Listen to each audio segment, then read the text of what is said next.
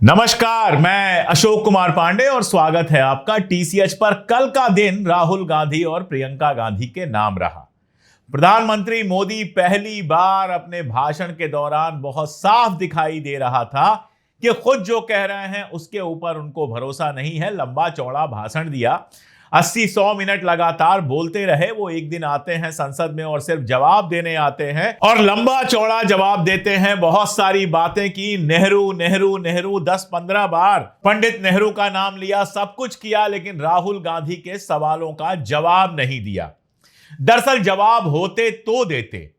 जैसे राहुल गांधी ने बिल्कुल बीच में कहा कि एक बार आप ट्रंप से ये कह क्यों नहीं देते हैं कि तुम झूठ बोल रहे हो। और हालत यह है कि मोदी जी ने कहने की कोशिश तो की कि दुनिया के किसी नेता ने हमको रोका नहीं, दुनिया के किसी नेता के कहने पर हमने समझौता नहीं किया, लेकिन मोदी जी का भाषण अभी ठीक से खत्म भी नहीं हुआ था।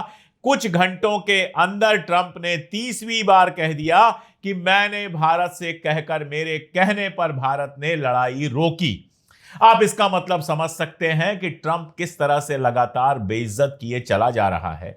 30 बार लगातार कह चुका है कि मैंने जंग रुकवाई, और नरेंद्र मोदी के पास इतनी हिम्मत नहीं है कि सदन के अंदर खड़े होकर या बाहर निकलकर कह सकें कि ट्रंप जो कह रहा है वो गलत है। सदन के अंदर राहुल गांधी ने सीधी चुनौती दी थी कि एक बार आप कह दीजिए कि ट्रंप झूठ बोल रहा है और हम सब मान जाएंगे। देखिए, पाकिस्तान के साथ जो कुछ हुआ, स्कर्मिश जिसको हम कहते हैं कि एक आप कह सकते हैं कि तनाव हुआ, क्योंकि युद्ध तो कहा नहीं गया, युद्ध की घोषणा नहीं की गई। जो कुछ हुआ उसमें पूरा देश नरेंद्र मोदी, प्रधानमंत्री नरेंद्र मोदी के पीछे खड़ा था।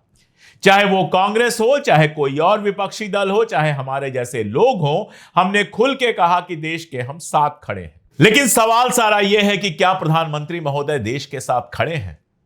राहुल गांधी ने इसी सवाल को कई लेवल पर जाकर डिस्कस किया। उन्होंने कहा कि आप कहते हैं आपने पाकिस्तान के कुछ ठिकानों पर हमला किया और उसके बाद कह दिया कि बस अब और हमला हमको नहीं करना है। इसका क्या मतलब है? पाकिस्तान हमारा आर्च एनिमी है, शुरू से दुश्मन है। जिस दिन से बना है, पाकिस्तान से लड़ाइयां ही लड़ाइयां हमारी होती चली आ रही हैं। फिर नरेंद्र मोदी या भारत सरकार ने ऐसा कैसे सोच लिया कि आप पाकिस्तान के अंदर हमला करोगे और पाकिस्तान उसका जवाब नहीं देगा? आप कह दोगे कि बस हो गया, और पाकिस्तान कहेगा ठीक है हो गया। आप याद कीजिए, इंडोनेशिया में जो हमारे डिफेंस अटाशी हैं, उन्होंने यही बात कही थी कि भारत सरकार ने हमारे हाथ पांव बांध दिए थे। हमसे कहा गया था कि पाकिस्तान के एयर डिफेंस या फिर आर्मी के ठिकानों पर हमला नहीं करना है। हमसे कहा गया था कि केवल जो जगहें हैं जहां यह माना जा रहा है कि आतंकवादी रहते हैं, उन पर सिर्फ हमला करना है। हुआ क्या? हमने वहां हमला किया और पाकिस्तान के डिफेंस को हमने खुला छोड़ दिया। नतीजा यह हुआ कि पाकिस्तान की तरफ से हमला हुआ और हमारे रफाल जेट गिराए गए। यह बात हमारे डिफेंस अटाशी ने कही इंडोनेशिया में, और लगभग यही बात कही हमारे chief of the defence staff CDS ने कही, जो आर्मी, एयरफोर्स, नेवी तीनों के सबसे सीनियर ऑफिसर हैं, इसलिए सीडीएस हैं। उन्होंने भी जहाजें गिराने की बात की। राजनाथ सिंह जी पेंसिल टूटना, रबड़ खोना जैसी बातें कर रहे हैं, लेकिन इस बात का जवाब देने को तैयार नहीं है कि आखिर कितनी जहाजें गिरी। राजनाथ सिंह जी कह रहे हैं कि लक्ष्य सारे के सारे पूरे हुए। कौन सा लक्ष्य पूरा हुआ? क्या पाकिस्तान में आतंकवाद पूरी तरह से खत्म हो गया, जो पाकिस्तान प्रायोजित आतंकवाद था? क्या नरेंद्र मोदी जी या राजनाथ सिंह जी यह दावा कर सकते हैं कि वो पूरी तरह से खत्म हो गया?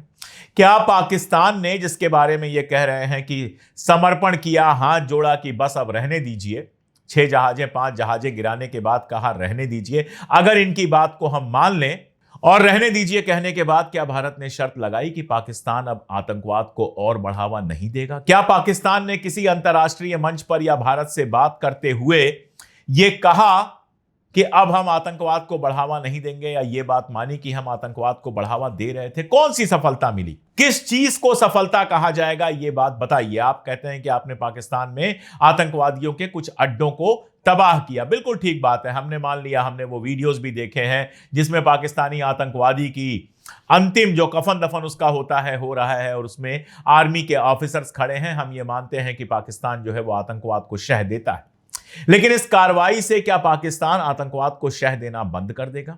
क्या पाकिस्तान ने यह वादा किया कि अब वो आतंकवाद को शह नहीं देगा? नहीं, कुछ भी नहीं किया। तो हुआ कुछ भी नहीं, मिला कुछ भी नहीं, और हमारे अगर जहाज गिरे हैं तो यह सवाल तो पूछा जाएगा। अगर पाकिस्तान के साथ जंग हो रही होती तो हम सब अपने देश के साथ खड़े होते। जंग जब होती है, सैनिक मरते हैं, जहाज गिरते हैं, टैंक उड़ाए जाते हैं, यह सारा कुछ होता है, यह सब जानते हैं, लेकिन जंग तो हुई होती। 30-35 मिनट के स्कर्मिश को जंग तो हम नहीं कहेंगे। 2 दिन के अंदर जो सीज फायर कर लिया गया, 3 दिन के अंदर जो सीज फायर कर लिया गया, उसको हम जंग तो नहीं कहेंगे। तो जो कुछ हुआ वो क्यों हुआ? अगर राहुल गांधी कह रहे हैं कि वो सिर्फ राजनीतिक फायदा उठाने के लिए किया गया था, तो इसमें क्या गलत है? और खास तौर पे तब जब उसके तुरंत बाद प्रधानमंत्री की वो एयरफोर्स के जो ड्रेस होता है उसमें फोटो आ जाती है, पायलट जैसी फोटो आ जाती है, ऑपरेशन सिंदूर के बैनर पोस्टर बन जाते हैं, देश भर में उससे फायदा उठाने की कोशिश की जाती है। वैसे ही जैसे 2019 में पुलवामा के शहीदों के नाम पर वोट मांगा गया था, लेकिन आज तक यह पता नहीं चला कि पुलवामा के पीछे साजिश क्या थी, कौन जिम्मेदार था, किन लोगों ने पुलवामा का विस्फोट किया था।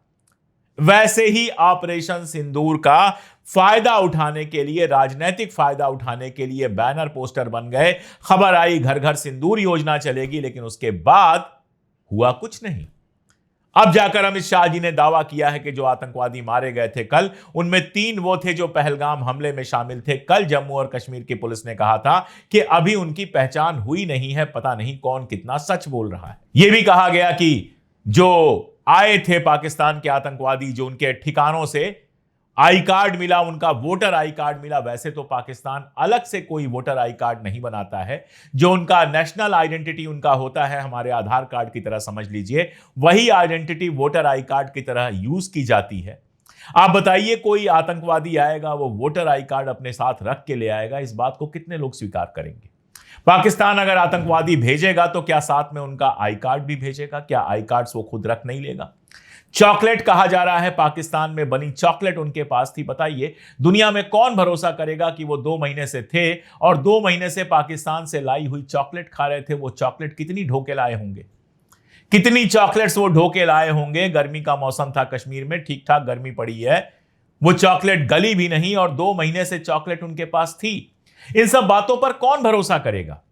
राहुल गांधी ने पहले भी कहा कि चाइना और पाकिस्तान को लेकर जो बात मैं बहुत पहले से कह रहा था कि चाइना और पाकिस्तान में गठजोड़ बन रहा है, ड्रोन वार को लेकर जो बातें मैं कह रहा था, उस पर अगर भारत सरकार ने ध्यान दिया होता तो आज शायद ऐसी स्थिति नहीं होती। गलत तो नहीं कह रहे हैं। चाइना ने इस जंग में पूरी तरह से पाकिस्तान का साथ दिया, यह बात तो हमारे आर्मी के ऑफिसर्स ने कहा। इंटेलिजेंस प्रोवाइड कराया, हथियार प्रोवाइड कराए, हर तरह की सहायता प्रोवाइड कराई और कूटनीतिक मंचों पर चाइना पाकिस्तान के साथ खड़ा रहा। यह तो सच्चाई है। इन सबको छिपाने के लिए मोदी जी ले आते हैं नेहरू जी को, कांग्रेस के टाइम को, 1971 को। अरे भैया, 1971 में बांग्लादेश को पाकिस्तान से अलग कर दिया गया था। एक लाइन की बात है। आप बताइए कि आपने पाकिस्तान से कितनी जमीन छीनी है? 1971 से आप तुलना कर रहे हैं, 1971 से तुलना कर रहे हैं, जब पाकिस्तान को 2 हिस्सों में बांट दिया गया था। आपने क्या किया? बलूचिस्तान के नाम पर शोर मचता है, दुनिया में हमारी बेइज्जती होती है, मिलता कुछ नहीं है। कोई वहां का शायर बलूचिस्तान की आजादी का घोषणा कर देता है तो उसके वीडियोस लगने लगते हैं जैसे कि घोषणा करने से बलूचिस्तान आजाद हो गया। आपने किया क्या? कितनी जमीन ली आपने पाकिस्तान से? कितना कमजोर किया पाकिस्तान को? जरा बता दीजिए आप। 1971 से तुलना कर रहे हैं। राहुल गांधी ने कहा था कि अगर इंदिरा जी की 50% हिम्मत भी होती, मैं तो कह रहा हूं इंदिरा जी की 10% हिम्मत भी होती, तो कुछ तो करके दिखाया होता। चाइना के सामने झुकते चले गए, पाकिस्तान के सामने झुकते चले गए। कभी मालदीव का बहिष्कार हो जाता है, कभी मालदीव में चले जाते हैं। ये राजनीति कर रहे हैं आप या सिर्फ और सिर्फ वोट का खेल कर रहे हैं? ये तो कोई भी आदमी जिसके पास दिमाग है वो समझ सकता है। एक तरफ आप कहते हैं ऑपरेशन सिंदूर जारी है, आपके गृह मंत्री कहते हैं, आपके रक्षा मंत्री कहते हैं ऑपरेशन सिंदूर जारी है, दूसरी तरफ पाकिस्तान के साथ क्रिकेट मैच खेलते हैं। यह कौन सा ऑपरेशन सिंदूर चल रहा है? एक तरफ कहते हैं ऑपरेशन सिंदूर के लक्ष्य हासिल हो गए, टारगेट सारे मिल गए। अगर टारगेट मिल गए तो जारी किस लिए है भाई? अगर टारगेट मिल गए, पाकिस्तान की तरफ से आतंकवाद का खतरा खत्म हो गया, तो अब जारी क्यों है? आपके गृह मंत्री कहते हैं, आपके उत्तर प्रदेश के मुख्यमंत्री योगी आदित्यनाथ कहते हैं कि पीओके 6 महीने के अंदर, चुनाव जीतने के 6 महीने के अंदर हम पीओके को वापस ले आएंगे, और आपके रक्षा मंत्री सदन में खड़े होकर कहते हैं कि पीओके को वापस लेना हमारा लक्ष्य नहीं है, तो फिर पीओके क्यों करते रहते हैं?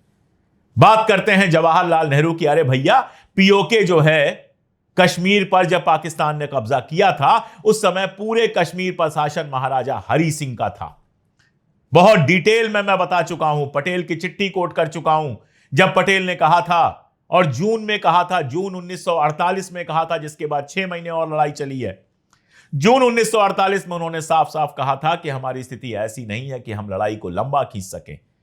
कल पता नहीं क्या कहते कहते हमारे आदरणीय गृह मंत्री अमित शाह कहते हैं, मैं इतिहास का विद्यार्थी हूं, मैंने जाकर विकिपीडिया पे चेक किया तो मालूम चला उन्होंने बीएससी की है, और बीएससी के बाद उन्होंने कुछ नौकरियां की हैं, सट्टा बाजार में नौकरियां की हैं और इस तरह की चीजें की हैं। इतिहास की कोई डिग्री उनके पास नहीं है। चलिए, कोई दिक्कत नहीं है, इतिहास की डिग्री होने से कुछ तय नहीं होता। यह उन्होंने कहा कि मैं इतिहास का विद्यार्थी हूं, इसलिए चेक करना पड़ा। लेकिन उसके आगे कहते हैं कि 1960 में रोकने गए थे पटेल जी, सीज फायर को रोकने गए थे 1960 में, और आकाशवाणी के दरवाजे बंद कर दिए गए थे। भैया, 1950 में तो सरदार पटेल की डेथ हो गई थी। मरने के 10 साल के बाद क्या उनका भूत गया था? और 1960 में क्यों गए थे वो सीज फायर रोकने के लिए? जब सीज फायर 1948 में हो गया था तो 1960 में सीज फायर रोकने कोई क्यों जाएगा? कुछ भी बोलना है सदन में, या फिर मानसिक इस तरह से इंबैलेंस हो गया है कि कुछ भी मुंह से निकलता है। इतिहास गवाह है कि कश्मीर के जो राजा थे, महाराजा थे हरि सिंह, वो ना भारत में मिलने को तैयार थे, ना पाकिस्तान में मिलने को तैयार थे। जब 1947 के 15 अगस्त को हमारा देश आजाद हुआ तो 3 मुल्क बने थे, एक हिंदुस्तान, एक पाकिस्तान और तीसरा जम्मू और कश्मीर। और उस जम्मू और कश्मीर के राजा हरि सिंह हिंदुस्तान के साथ मिलने को तैयार नहीं हुए थे। नेहरू वो पहले आदमी थे जिन्होंने चिट्ठी लिखी थी पटेल को कि पाकिस्तान की तरफ से कबायली हमला हो सकता है। जब हो गया कबायली हमला, कश्मीर के राजा जब नहीं संभाल पाए, बारामूला तक चली आई पाकिस्तान की सेना, तब जाकर 26 अक्टूबर 1947 को उन्होंने भारत के साथ विलय पत्र पर सिग्नेचर किया। उसके पहले जो आज पीओके है उससे ज्यादा जमीन पर कब्जा हो चुका था। उसके पहले बारामूला तक पाकिस्तान की सेना पहुंच चुकी थी। जब 26 अक्टूबर को समझौता हुआ तब जाकर नेहरू जी ने सेना भेजी, पटेल जी ने सेना भेजी, सेना गई वहां पर और लड़ते लड़ते पाकिस्तान को इतना पीछे पहुंचाया कि कश्मीर घाटी पूरी तरह से खाली करा ली। लेकिन तब तक जाड़ों का मौसम आ गया था, बहुत लंबी लड़ाई नहीं लड़ी जा सकती थी। सरदार पटेल ने गोपाल कृष्ण अयंगर को लेटर लिखा जिसमें उन्होंने लिखा कि मुझे नहीं पता कि हम लड़ाई कितनी लंबी खींच पाएंगे, ना तो हमारे पास पैसे हैं, ना खजाना है, ना हथियार है, हम ये लड़ाई कैसे इतनी लंबी लड़ेंगे। तब जाकर सीज फायर हुआ और सीज फायर में लाइन ऑफ कंट्रोल बनी। और नेहरू ने जो किया वो 1947-48 में किया, जब देश आजाद था। हमारी सेना के जो चीफ हुआ करते थे वो अंग्रेज हुआ करते थे, अभी हमारी सेना तैयार भी नहीं हुई थी। 11 साल से आप शासन में हैं, पीओके करते हैं, 1 इंच जमीन पीओके की लाकर क्यों नहीं दिखाते हैं? नेहरू नेहरू नेहरू, अरे 11 साल में आपने क्या किया? नेहरू जी कभी नहीं रोए कि 200 साल अंग्रेजों का शासन था, अब मैं क्या करूं। लेकिन आप 11 साल से सिर्फ रो रहे हैं नेहरू इंदिरा राजीव, नेहरू इंदिरा राजीव। अगर किसी का किया सुधार ही नहीं सकते हैं, अगर कोई भी देश में काम कर ही नहीं सकते हैं नेहरू इंदिरा राजीव की वजह से, तो अपनी गद्दी से इस्तीफा दे दीजिए। बहुत सीधा सा मामला है। अगर आपसे नहीं हो रहा है तो आप इस्तीफा दे दीजिए। सेना को सब नमन करते हैं। संजय सिंह भी कल भाषण दे रहे थे, उन्होंने भी कहा, प्रियंका गांधी ने तो उन 25 लोगों का नाम लिया जो बैसरण घाटी में शहीद हुए थे। और अगर यह सवाल पूछा कि बैसरण घाटी जिसके बाद 1.5 किलोमीटर जंगल है, उस बैसरण घाटी में पर्यटकों को भगवान भरोसे क्यों छोड़ा गया था, क्यों नहीं सुरक्षा की व्यवस्था की गई थी? और आप सोचिएगा, बैसरण घाटी में जो शहीद हुए थे एक साहब, उनकी पत्नी ने बाकायदा कल ANI पर इंटरव्यू दिया है। आज उन्होंने डिटेल में सारी चीजें बताई हैं कि किस तरीके से क्या हमला हुआ है, किस तरीके से उस चीज पे हमने क्यों उसको रोका था या क्यों सीज फायर हुई, या सारी चीजें उन्होंने आज पूरी खुल के एक्सप्लेन करी है। इवन उन्होंने जिस तरीके से वो बोल रहे थे, मैं सुन रही थी कि पहले लोग कह रहे थे आप कुछ नहीं कर रहे, कुछ नहीं कर रहे, हमने ऑपरेशन सिंदूर कर दिया।